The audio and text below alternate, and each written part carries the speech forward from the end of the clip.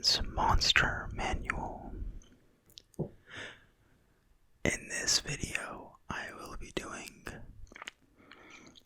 a reading of the introduction to the Monster Manual and a description of a few of my favorite monsters in this manual. So sit back, relax. Let's begin. This bestiary is for storytellers and world builders. If you have ever thought about running a Dungeons and Dragons game for your friends, either a single night's adventure or a long-running campaign, this tome contains page after page of inspiration. It's your one-stop shop for creatures both malevolent and benign. Some of the creatures that inhabit the worlds of D&D have origins rooted in real-world mythology and fantasy literature. Other creatures are D&D originals. The monsters in this book have been culled from all previous editions of the game. Herein you'll discover classic critters such as the Beholder and the Displacer Beast, next to more recent creations such as the Jewel and the Twig Blight. Common beasts mingle with the weird, the terrifying, and the ridiculous. In collecting monsters from the past, we've endeavored to reflect the multifaceted nature of the game, warts and all. D&D monsters come in all shapes and sizes, with stories that not only thrill us but also make us smile.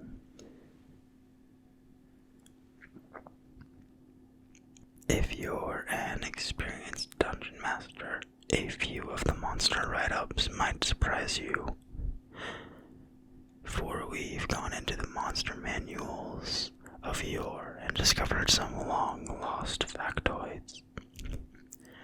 We've also added a few new twists. Naturally, you can do with these monsters what you will. Nothing we say here is intended to curtail your creativity.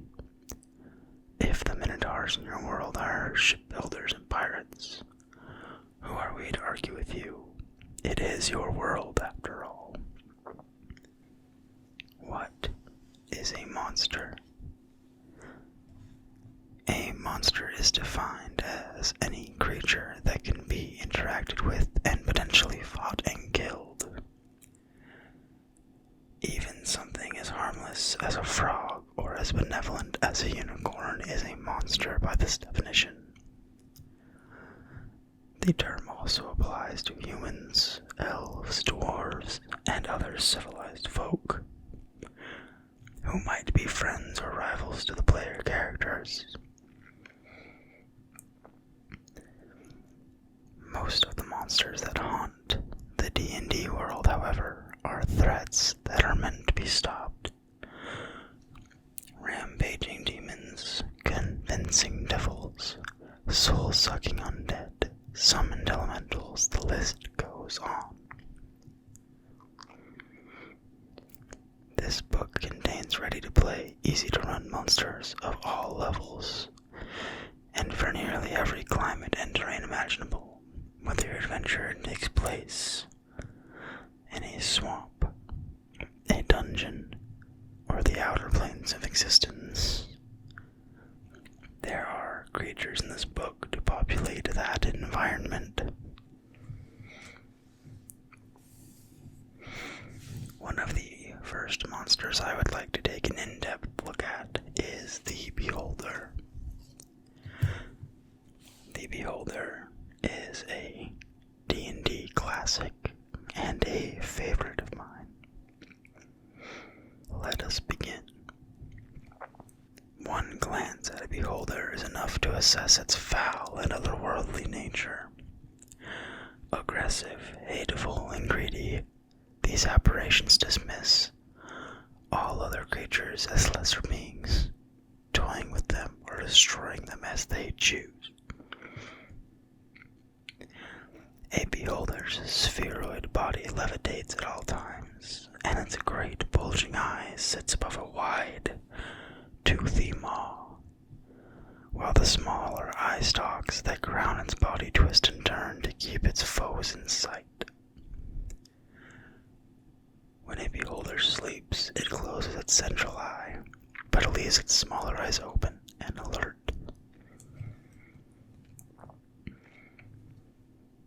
Xenophobic isolationists.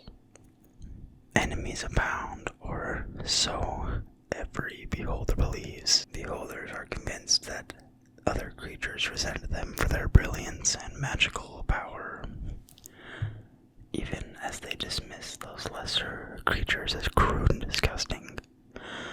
Beholders always suspect others of plotting against them, even when no other creatures are around.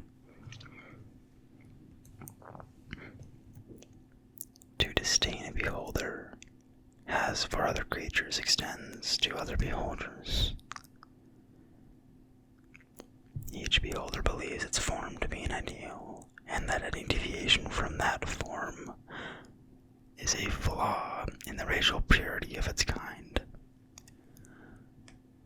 Beholders vary greatly in their physical forms, making conflict between them inevitable.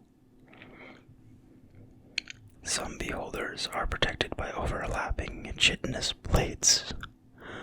Some have smooth hides. Some have eye stalks that writhe like tentacles, while others stalk bare crustaceans-like joints.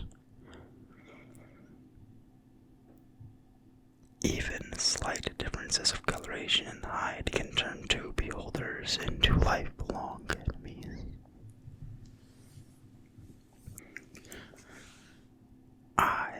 Tyrant.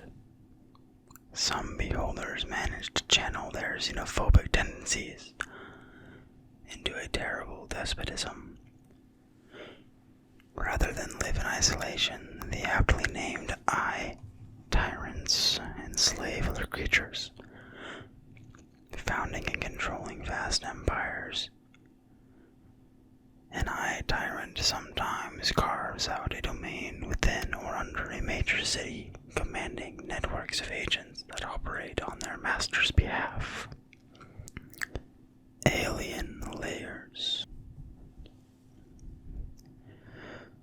Because they refuse to share territory with others, most beholders withdraw to frigid hills, abandoned ruins, and deep caverns to scheme.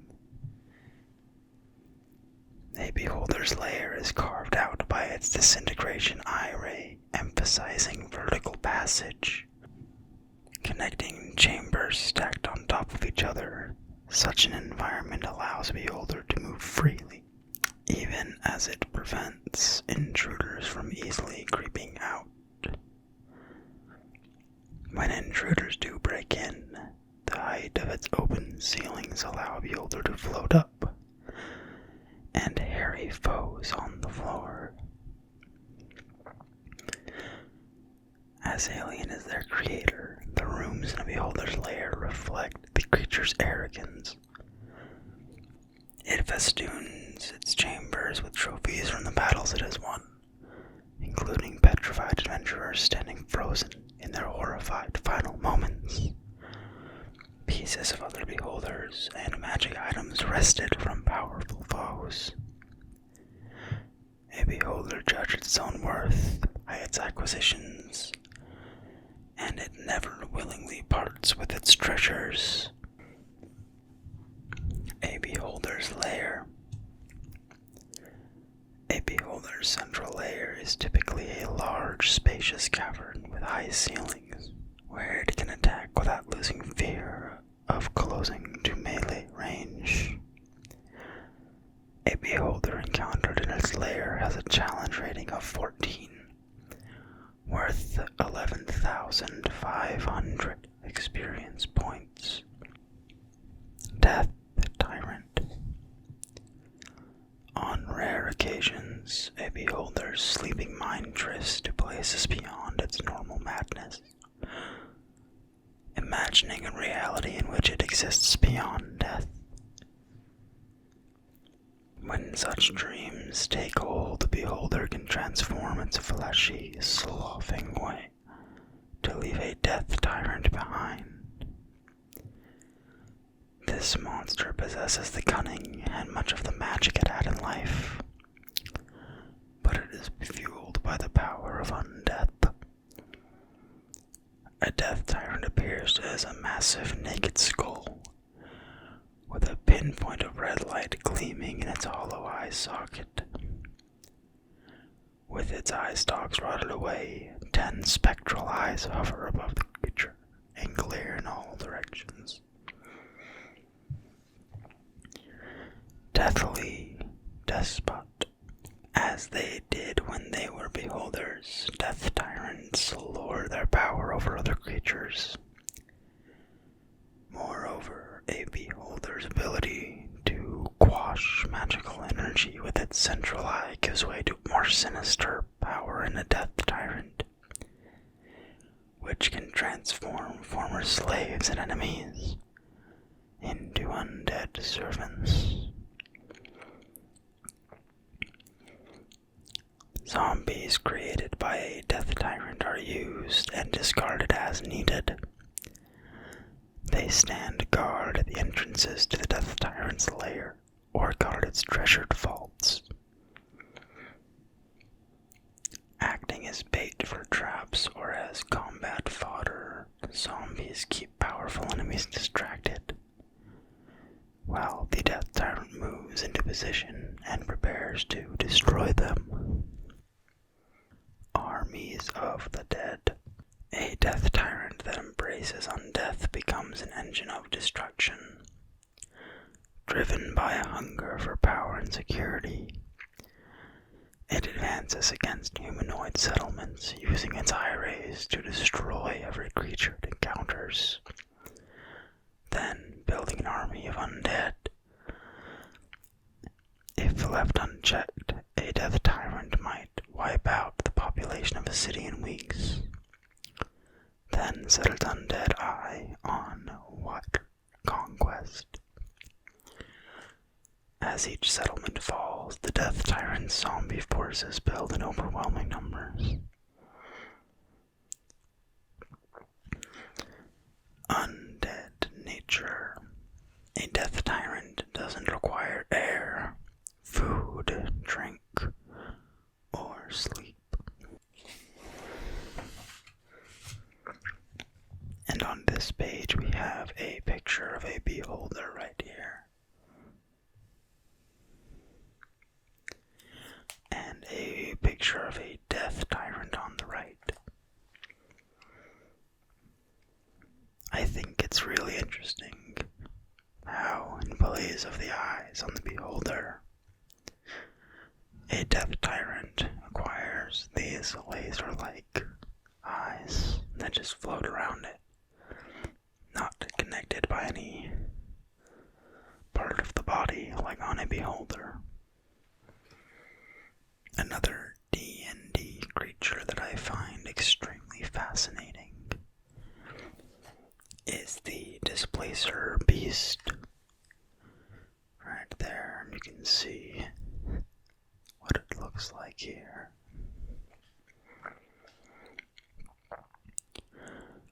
This monstrous predator takes its name from its ability to displace light, so that it appears to be several feet away from its actual location.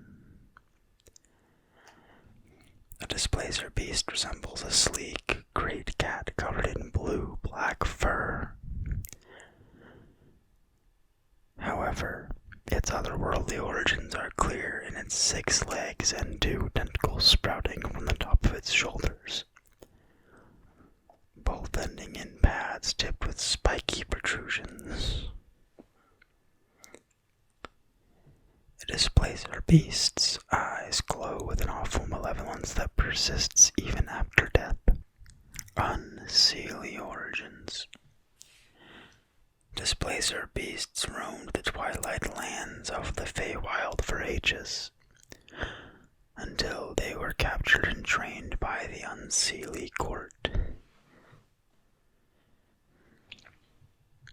The warriors of the court selectively bred the beasts to reinforce their ferocious and predatory nature, using them to hunt unicorns, pegasi, and other wondrous prey. However, it didn't take long for the displacer beasts to use their malevolent intelligence to escape their masters. Running and breeding freely in the Feywild, the displacer beasts soon came to the attention of the Seelie court. With blink dog companions at their side, Fey hunters drove these predators to the fringes of the Feywild, where many crossed over to the material plane. To this day, displacer beasts and blink dogs attack each other on sight, love to kill. Displacer beasts kill not just for food, but also for sport. They target prey even when not hungry, often toying with their victims to entertain themselves until they are ready to eat. After killing its prey using its tentacles, a displacer beast drags the corpse to a quiet place where it can feed without distraction. Displacer beasts hunt alone or in small prides that demonstrate skill at setting ambushes. A single beast will strike and withdraw, luring prey into a densely wooded area where its packmates wait. Packs of displacer beasts hunting near trade roads recall the frequency and schedule of regular caravans, laying down ambushes to pick off those caravans, prized guards, and pets. Intelligent evil creatures favor displacer beasts as pets, but a displacer beast enters such an alliance only if it appears to be beneficial. A displacer beast might guard a vault or act as a bodyguard for a prominent individual. I quite enjoy the displacer beast as a creature, for the fact that it is intelligent enough to remember when a regular caravan comes along a road. If something like that existed in real life, I highly doubt we would have regular trade routes, and it wouldn't be a Dungeons and Dragons video if we didn't mention dragons. One of my favorite enemies in Dungeons and Dragons has got to be the Black Dragon. The Black Dragon, the most evil-tempered and vile of the chromatic dragons. Black dragons collect the wreckage and treasures of fallen peoples. These dragons loathe seeing the weak prosper and revel in the collapse of humanoid kingdoms. They make their homes in fetid swamps and crumbling ruins, where kingdoms once stood. With deep-socketed eyes and broad nasal openings, a black dragon's face resembles a skull. Its curving, segmented horns are bone-colored near the base, and darken to dead black at the tips. As a black dragon ages, the flesh around its horns and cheekbones deteriorates, as though eaten by acid, leaving thin layers of hide that enhance its skeletal appearance. A black dragon's head is marked by spikes and horns. Its tongue is flat, with a forked tip, drooling slime, whose acidic scent adds to the dragon's reek of rotting vegetation and foul water. When it hatches, a black dragon has glossy black scale. As it ages, its scales become thicker and duller, helping it blend into the marshes and blasted ruins that are its home. Brutal and cruel. All chromatic dragons are evil, but black dragons stand apart for their sadistic nature.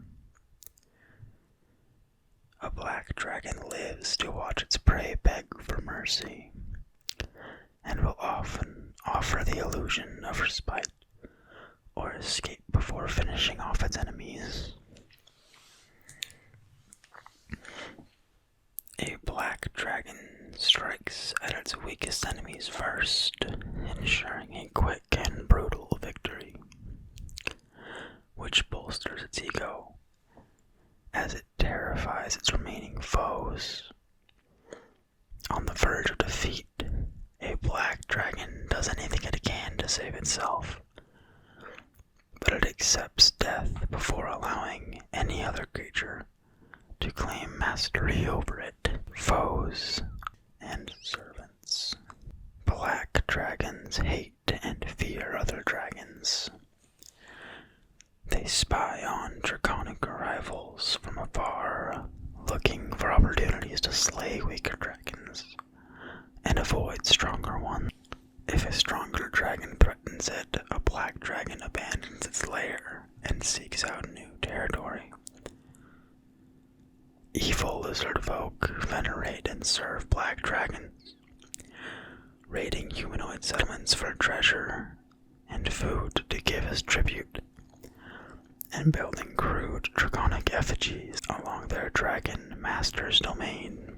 A black dragon's malevolent influence might also cause the spontaneous creation of evil shambling mounds that seek out and slay good creatures approaching the dragon's lair. Kobolds infest the lairs of many black dragons. Like vermin, they become as cruel and as dark as their masters, often torturing and weakening captives with centipede bites and scorpion stings before delivering them to sate the dragon's hunger. Wealth of the ancients. Black dragons hoard the treasures and magic items of crumbled empires and conquered kingdoms to remind themselves of their greatness. The more civilizations a dragon outlasts, the more entitled it feels to claim the wealth of current civilizations for itself.